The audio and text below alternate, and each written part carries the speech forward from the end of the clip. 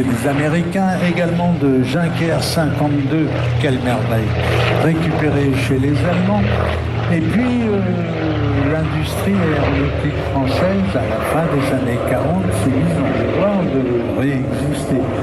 Et un des tout premiers avions étudiés en France, et conjointement avec l'aide de quelques Allemands, avant de devenir un avion construit sous licence en France et en Allemagne. 5 ans avant, ils se foutaient sur la gueule. 5 ans après, ma foi, ils avaient décidé de travailler ensemble et c'était pas idiot.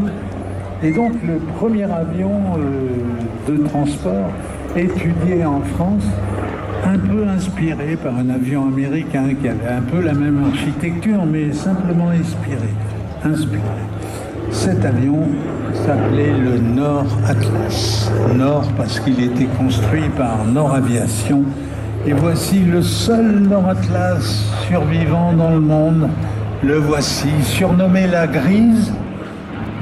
Les aviateurs de l'armée de l'air qui ont volé là-dessus avaient surnommé cette machine fantastique la Grise.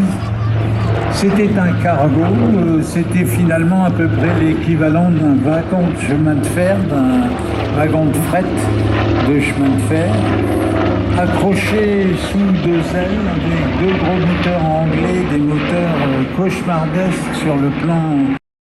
On les fait voler comme des épicuriens et ça permet d'une part de garder la vue d'un avion en vol, parce qu'un avion qui vole plus, c'est un peu comme un oiseau empaillé, c'est très beau, mais il manque le principal.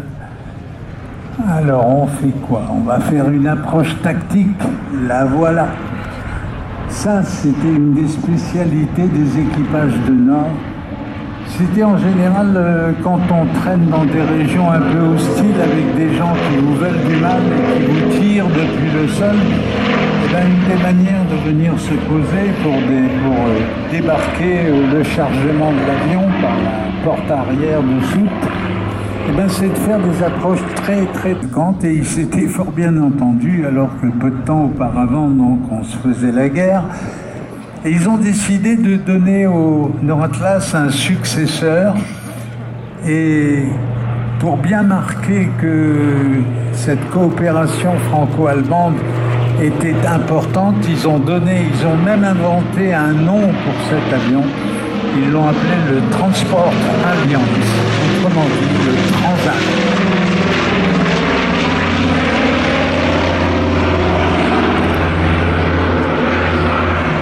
Quel beau son! Mais c'est un son anglais. Bristol Hercules, les moteurs sans soupape, des cauchemars. On se demande même encore aujourd'hui comment ça pouvait marcher. Il n'y a que les Anglais pour inventer des trucs pareils. Mais ils savent faire finalement.